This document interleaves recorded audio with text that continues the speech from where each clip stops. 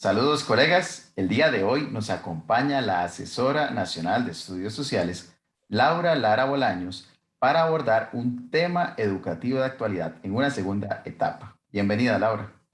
Hola Carlos, muy buenos días, un gusto de saludarlo y en usted a todos los profesores que nos escuchan por este medio. Gracias, Laura.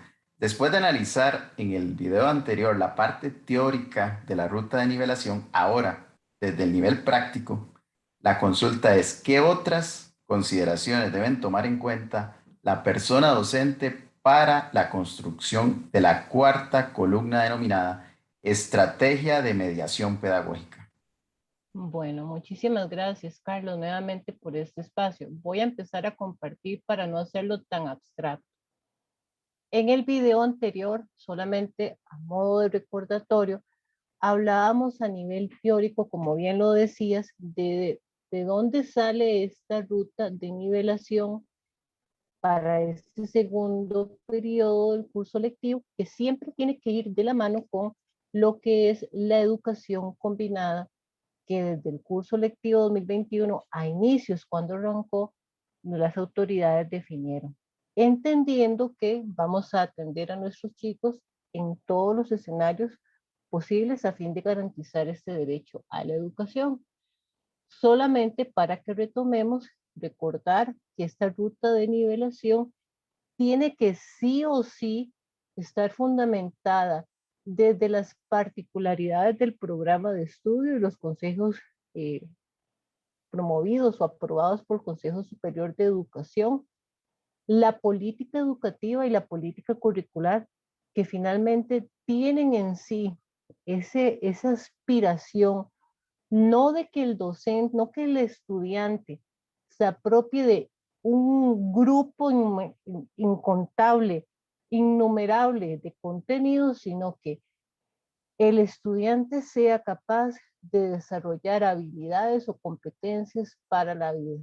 En ese sentido, los saberes contenidos en el programa de estudio, como bien nos lo explicaba Maura Espinosa Rostrán, una curriculista de la Universidad Nacional, se convierten en esa excusa a través de la cual nosotros vamos a lograr el desarrollo de las habilidades. El proceso de transformación curricular, que como les dije anteriormente, se ha venido trabajando desde hace varios años atrás, pero que ahora más que nunca se retoma a fin de lograr el desarrollo de esas habilidades o competencias para la vida y los lineamientos establecidos por las autoridades, en este caso específico desde la ruta de nivelación. Y lo último que voy a retomar para que lo tengamos presente es que esta ruta de nivelación, que es el criterio que se esgrime desde las autoridades, las disposiciones que ellos emanan y que nos solicitaron en un proceso consultivo con asesores regionales, tiene que fundamentarle en si existe o no ese desarrollo secuencial en los saberes contenidos en el programa de estudio, contemplar los diferentes componentes del programa de estudio para lograr entender si existe o no ese desarrollo secuencial en el programa de estudio y el abordaje de nociones o conocimientos previos que solamente el docente, cara a cara en su contexto, con sus estudiantes, conocedor de su nivel de aprendizaje, su nivel de maduración,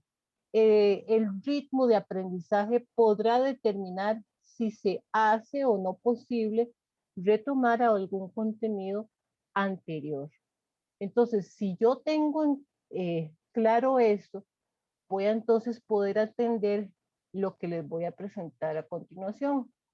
¿Por qué hablo yo de que si existe o no ese hilo conductor o esa secuencia lógica entre los componentes del programa de estudio? Me indica si estás viéndolo, Carlos. Perdón. Sí, lo vemos, Bueno, Laura.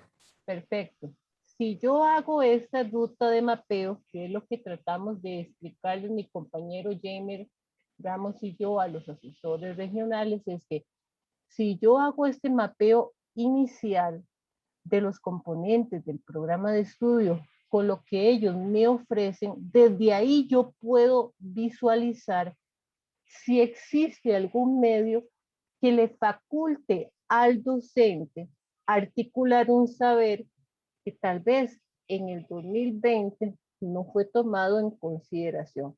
Voy a partir solamente de los componentes del programa de estudio. Veámoslo aquí cuando yo hablo del eje temático integrador de nivel, como yo les he dicho a mis compañeros asesores regionales, es esa gran sombrilla que contiene esa temática general que para séptimo año, octavo año y así sucesivamente se aspira a desarrollar a lo largo de ese nivel. Entonces, por ejemplo, en séptimo año me habla de ocupación humana y el uso del espacio geográfico. Pero si yo lo veo, por ejemplo, en relación con octavo año, yo tengo que determinar si hay un puente cognitivo entre séptimo año y octavo año. Visualmente no hay ese puente cognitivo, pero nuevamente, ¿quién lo va a determinar? Lo va a determinar la persona docente en su proceso de mediación de aula. Veamos de octavo a noveno. El gran eje temático es la adaptación del ser humano a un medio ambiente cambiante. Y ahí retomamos gestión de riesgos, recursos hídricos y cambio climático. Pero me topo con que el gran eje temático de noveno año es el recorrido de la humanidad desde la Edad Media a la Costa Rica del siglo XIX. Quiere decir que no tengo por qué forzar el programa de estudio, sino que esa relación con contenidos previos la tiene que deducir la persona docente, considerando que primero los componentes del programa, si existe o no un hilo conductor entre las temáticas que se desarrollan para cada uno de los niveles. Y luego considerando lo que les decía respecto a la fundamentación de la política curricular y la política educativa. No se basa en la apropiación de contenidos, sino que se basa en el desarrollo de habilidades y competencias. Por lo tanto, no estamos apostando en estudios sociales de secundaria a cuánta cantidad de contenido yo logre desarrollar, sino a la calidad de los saberes que logre desarrollar, pero más que todo orientados a esa potenciación de habilidades para la vida.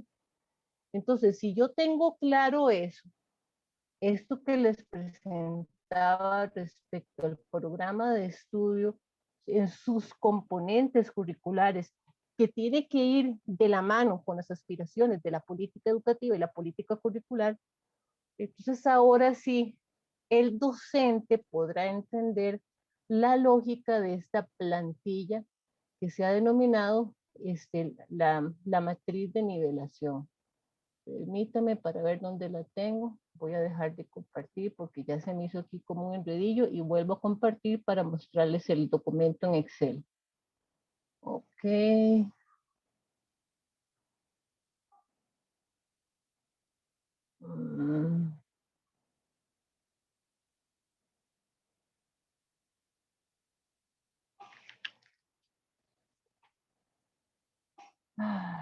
Vamos a ver.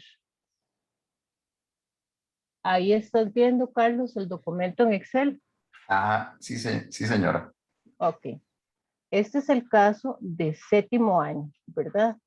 Entender algo para usted como docente, igual para todos nuestros compañeros docentes de estudios sociales. Esto que se llama la ruta de nivelación es un documento personal que va a utilizar cada docente. Por lo tanto, se convierte en ese mapa de trabajo que le organiza el trabajo desde ahora de agosto, del 16 de agosto, que arranca el segundo periodo, hasta el 19 de diciembre de este año. ¿Por qué no estamos considerando enero? Bueno, porque en enero se hace todo el cierre de curso lectivo, se aplican los instrumentos de evaluación sumativa finales, se hace el cierre respectivo, los repasos finales y demás. Entonces, ¿qué es lo que Carlos o Laura van a tener que hacer ahora que ya se determinó esta ruta de nivelación? Bueno, primero dijimos en el video anterior, no voy a trabajar con la plantilla de planeamiento en su totalidad, sino que ahora paso a trabajar con las plantillas de aprendizaje base. La pregunta que nos han hecho, ¿tengo que partir desde cero? No. ¿Qué es lo que va a hacer Laura? Voy a ver los contenidos o los aprendizajes base que se me presentan para séptimo año y voy a ubicar por dónde voy yo, porque no voy a partir de cero, sino que voy a ver en qué momento me encuentro yo para el desarrollo de esos contenidos. Vean que es séptimo año diurno. Entonces, por decirles un ejemplo, ¿verdad? Digamos que estoy aquí. Cuando hablo de explique los rasgos característicos de los pueblos originarios del territorio de Costa Rica. Digamos que es aquí donde voy yo. ¿De acuerdo? Entonces, vuelvo a ir arriba. Vean que me dice distribución mensual, bimensual o trimestral. Quiere decir que a partir de esto que yo hice, que fue primero identificar por dónde voy según lo que me presenta la PAP, yo lo haría así, como lo hace un compañero asesor mío. Cuento cuántos indicadores me hacen falta para lograr terminar el séptimo año. Entonces, digamos que dice 1, 2, 3, 4, digamos que son 5. A partir de eso, yo sé que puedo distribuir esta información entre agosto y diciembre a fin de lograr no tanto correr contra cronómetro y ver hasta dónde logro yo desarrollar los contenidos, sino vuelvo. La reflexión es el desarrollo de las habilidades que se esperan en la población estudiantil. Entonces, algunos compañeros en general nos han dicho, pero ¿cómo? Esto es un sacrilegio. Los asesores nacionales olvidaron poner los aprendizajes previos y la distribución bimensual o mensual. No es algo que nosotros, Jamer o yo, les podamos dar. Eso solamente Carlos, que está en el aula, o Jessica, que está en el aula, o Arturo, que está en el aula, podrá definir cómo, visibilizando primero en cuál es ese saber que se encuentra. Y a partir de eso hacer esa distribución a fin de que logre concluir con la plantilla de aprendizaje base. Ahora, retomo, ¿por qué no vienen los aprendizajes previos indispensables y en otras asignaturas sí lo hay? Voy a poner con el respeto que me merecen todos los docentes de este país por el extraordinario trabajo que hacen. Hay asignaturas, como por ejemplo matemática o por ejemplo inglés, en que me quedo en el caso de matemática. Si usted no se sabe como mínimo hacer una suma básica, no domina cómo hacer una resta básica, no se sabe las tablas de multiplicar y por consiguiente no sabe cómo dividir, de ahí usted no avanza ni para atrás ni para adelante. En estudios sociales, si yo analizo la fundamentación de mi programa de estudio, no es una asignatura que sea tan rígida, sino que es más flexible y que va orientada a ese desarrollo de habilidades. Entonces, ¿qué voy a definir yo que es la mayor preocupación de algunos docentes? Por aprendizaje previo indispensable.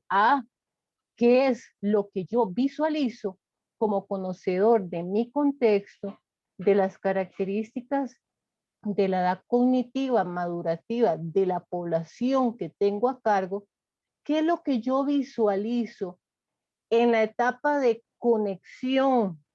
Recuerden que era conexión cuando yo sondeo las nociones previas que tiene el estudiante respecto a ese saber al cual les estoy preguntando.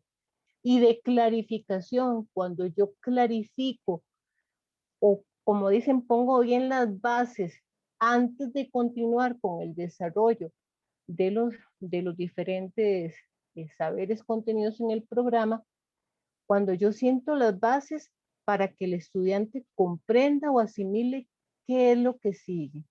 Entonces, resumiendo, ¿qué va a hacer Laura? Voy a hacer una lectura de estos dos componentes que se me presentan. El primero dice que es el aprendizaje esperado, o sea, ese gran objetivo general que se presenta en el programa de estudio y que me dice hacia dónde tiene que ir la mediación. Dice aquí, explica rasgos característicos, rasgos característicos. Primer aspecto. ¿De qué? De los pueblos originarios. ¿De dónde? De Costa Rica. Quiere decir que para mí un aprendizaje previo indispensable que tiene que tener el estudiante antes de poder avanzar es que sepa cuál es la localización de Costa Rica. Para mí eso es básico. Costa Rica respecto al resto de Centroamérica, al resto de América Latina y al resto del mundo entero. ¿Dónde estamos localizados? Segundo, que tengo que yo, para mí es fundamental, ok, si él sabe cuáles son esos pueblos originarios de Costa Rica. Cuando yo hablo de originarios, el chico entiende o no a qué hacemos referencia cuando yo digo pueblo originario de Costa Rica. Pero voy a ir ahora al indicador del aprendizaje esperado, que como les dije es la aspiración de lo que me dice el aprendizaje esperado, el criterio de evaluación y la habilidad que se desea desarrollar. Y aquí me especifica más. Me está pidiendo la localización actual de los pueblos originarios de Costa Rica. Ah, muy bien. Volvemos a ratificar. Algo que el chico tiene que saber es dónde está Costa Rica respecto a todos los demás países del planeta. Eso implica un conocimiento geográfico básico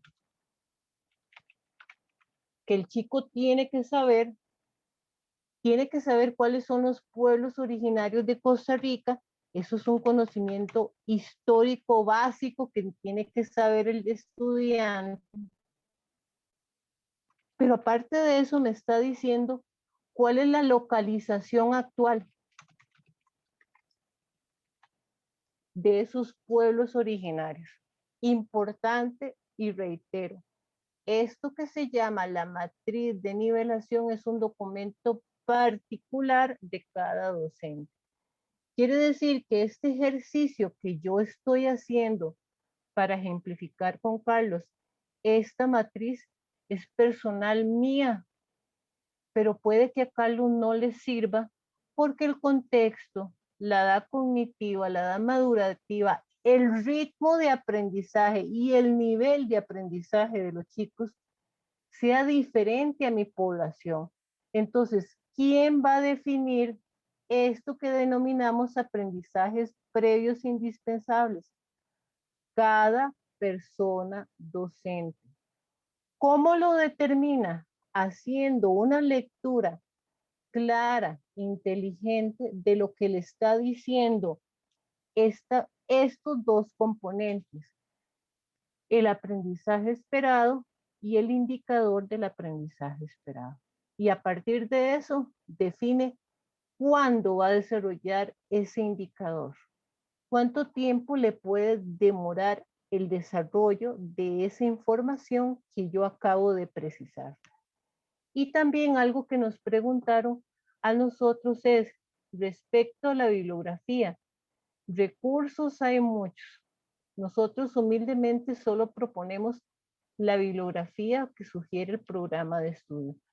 Pero de aquí en más pueden utilizar producciones de Canva, de PDFs, lecturas, videos como los que produce Carlos y que he visto que ha producido otros docentes para lograr que el chico logre comprender esta información que viene acá.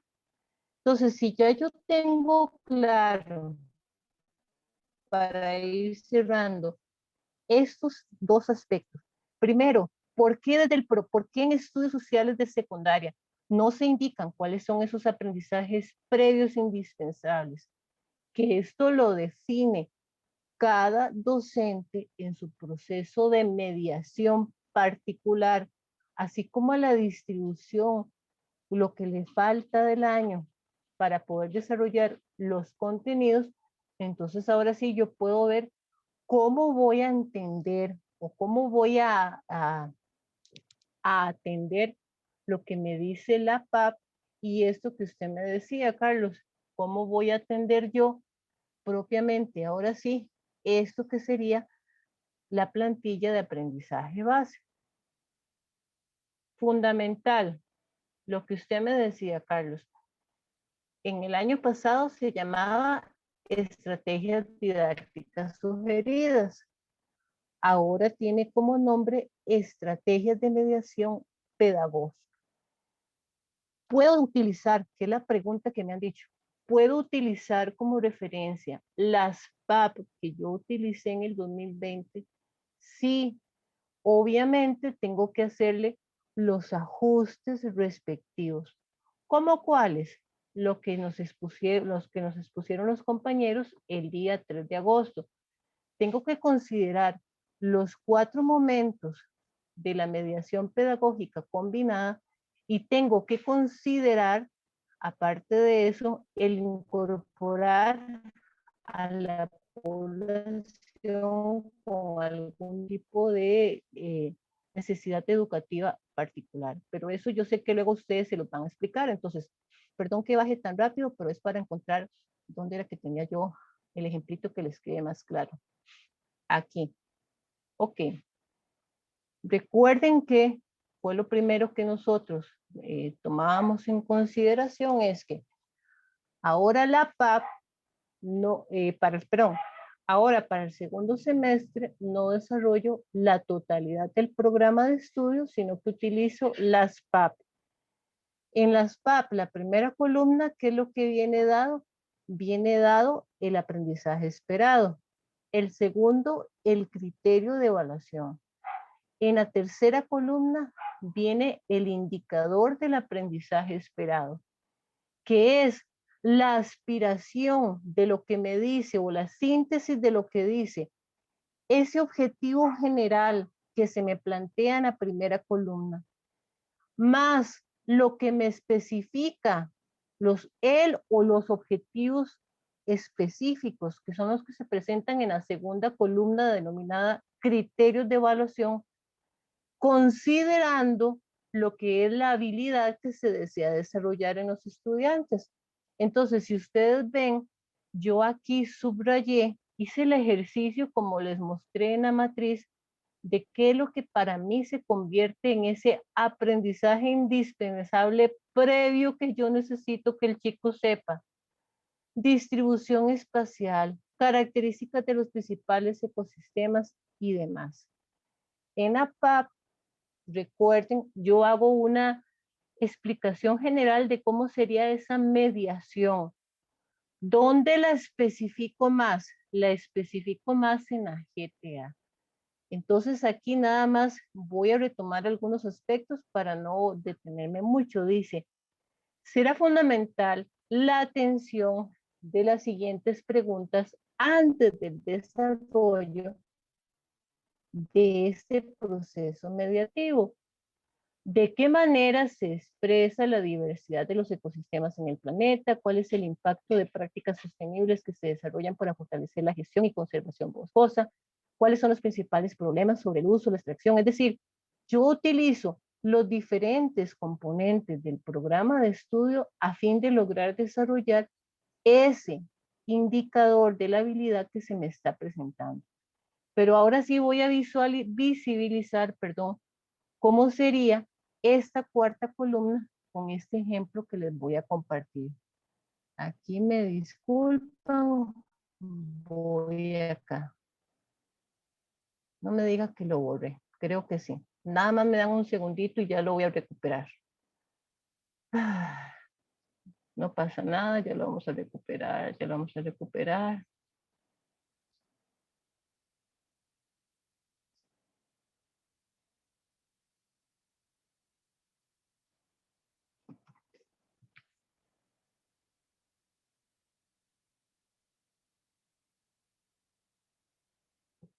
Les decía, compañeros, hay un ejemplo que nosotros hemos tratado de socializar con los asesores regionales a fin de lograr explicarles mejor cómo atender este proceso de nivelación desde los estudios sociales.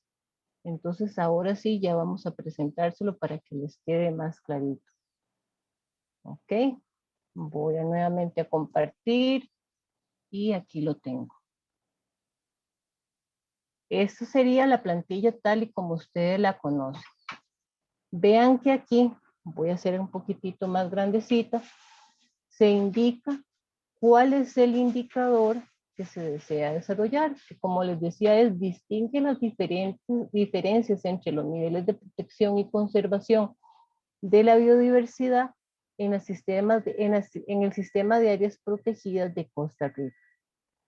Antes de iniciar los procesos a desarrollar, será fundamental que la persona docente tome en consideración los siguientes aspectos. El material que ofrezco es accesible para todo el estudiantado. Resalto o resaltó de la información aquello que es más pertinente o necesario y que le sirve como insumo para el resto de las actividades. Entonces, ¿cuál es el cambio? Aparte del nombre en la cuarta columna, que mi mediación yo la tengo que contemplar con base en los 4 momentos de la educación combinada. En el caso de estudios sociales, el primer momento es conexión, que tiene que ver, de acuerdo a la ABP, con el problema. Aquí vamos a contextualizar el contenido, vamos a identificar esos contenidos previos que el chico necesita antes de avanzar. Como que para mí, entender qué es clima, qué es biodiversidad, si existen semejanzas o no entre estos contenidos y si puedo dar ejemplos de estos contenidos que se me están dando antes de poder avanzar. Sigo avanzando, aquí logro incluso desarrollar más esta primera actividad inicial, como por ejemplo, que aparte de la definición, que el chico pueda dar ejemplos de flora y fauna específicos de ella, a fin de reconocerlas, y que aquí algo importante, que logre identificarlos en su región donde él vive o cerca del centro educativo. ¿Por qué hago esta aclaración? Porque el indicador me habla en general de todo el sistema de áreas protegidas de Costa Rica, pero yo tengo que partir de lo más sencillo a lo más global. Y yo hacía este análisis con los compañeros asesores. ¿Para qué voy yo a preguntarle a los chicos de un solo golpe? Dígame cuáles son todas las áreas protegidas de Costa Rica. Si no tiene claridad de esas nociones básicas que son prioritarias, y si todavía más relevante aún, no identifica esas nociones básicas a lo más cercano a él. ¿Para qué le voy a preguntar yo a Carlos, que es mi estudiante aquí en el Liceo de Santo Domingo, por las áreas protegidas que hay en Guanacaste o que hay en la zona sur de Costa Rica, si yo puedo llevarlo a algo más concreto como deme ejemplos de biodiversidad cercanas al centro educativo donde usted estudia y veamos si hay un ejemplo de niveles de protección, de conservación de biodiversidad cercanas a nuestro centro educativo. Entonces, parto de lo micro y si logro que el chico entienda eso en micro, el chico logrará entender lo macro. Entonces, con esta reflexión lo que les quiero decir es que esto que estamos definiendo como que en la matriz se define como aprendizajes indispensables previos, donde los visualizo yo para estudios sociales, secundaria, se visibilizan en dos momentos, en conexión y en clarificación. Ahí es donde yo tengo que lograr el desarrollo de esos conocimientos previos en el estudiante, antes de avanzar con el desarrollo de la mediación. ¿Quién lo define? Lo define cada docente según su contexto y las características de la población que está atendiendo. Entonces, solamente para concluir con este ejemplo de esta ruta de nivelación que les extraemos nosotros, que construimos desde la Asesoría Nacional, vean que en el segundo momento de clarificación, que yo la ligo con el análisis y la investigación que se me suscita o se me sugiere desde el ABP, una vez que el chico tiene claros esos conceptos iniciales, él puede pasar a algo más, como por ejemplo sería identificar si existe relación entre esos dos conceptos iniciales de los cuales yo partí, como lo que era clima, biodiversidad, y puede ya no solamente decir, sí, sí hay clima, sí hay biodiversidad cerca del lugar donde yo vivo, sino que él puede dar ejemplos cercanos.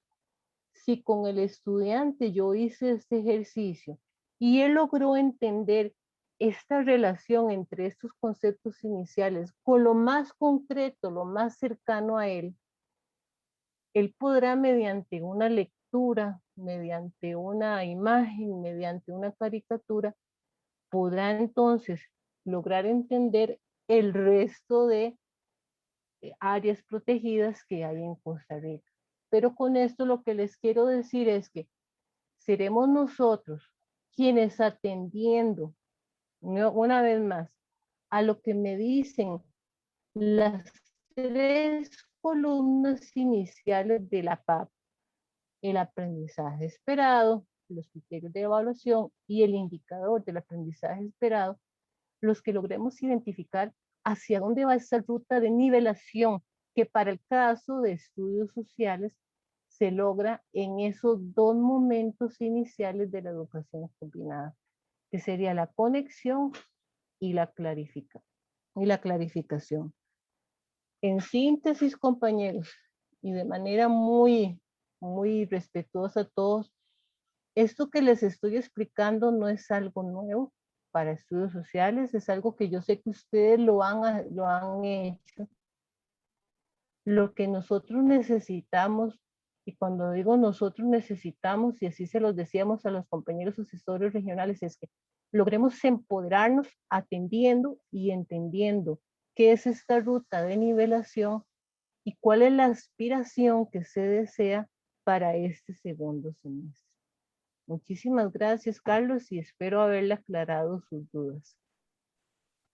Muchísimas gracias, Laura. Así es, más bien agradecerle por el tiempo y por la participación acá en el canal.